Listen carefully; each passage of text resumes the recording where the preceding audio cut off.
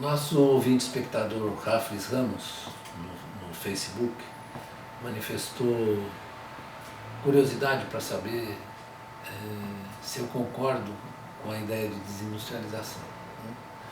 Então, o Brasil teve um desempenho industrial até começo dos anos 80, em que ele era a China daquele período, era o país do emergente, naquela época não se falava emergente, um país periférico, que teve o processo de industrialização mais rápido, né? Acompanhado da Coreia, provavelmente.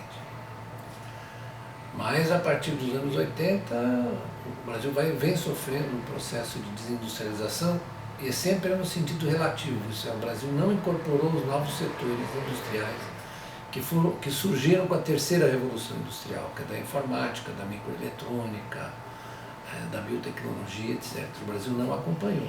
Então o Brasil já sofreu por isso um processo de perda relativa de presença no mundo das nações industrializadas e foi superado largamente pela China, que executou as políticas adequadas para atrair essas novas indústrias, né?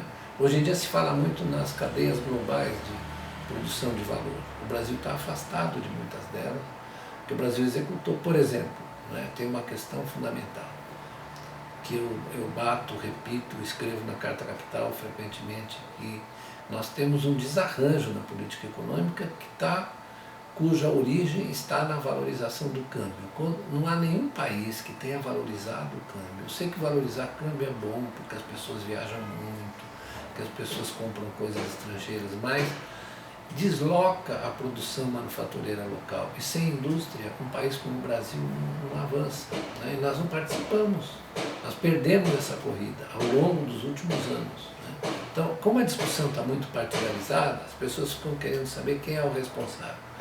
Isso começa com a crise da dívida externa, né, dos anos 80, que é a chamada década perdida.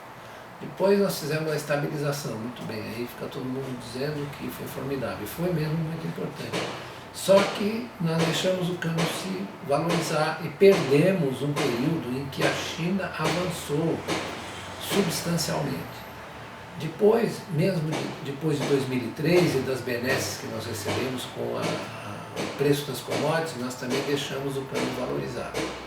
Então eu posso citar 3 momentos com 3 governos diferentes em que, um por uma razão, outro por outra, fizeram que o Brasil começasse a ficar para trás na corrida pela industrialização, na competição pela industrialização. Então o Brasil tem um processo de desindustrialização, sim, tem gente que diz que o Brasil não precisa de indústria, pode ser como a Austrália. Mas como é que o Brasil vai ser como a Austrália se o Brasil tem 200 milhões de habitantes e a Austrália tem 19? Não é possível.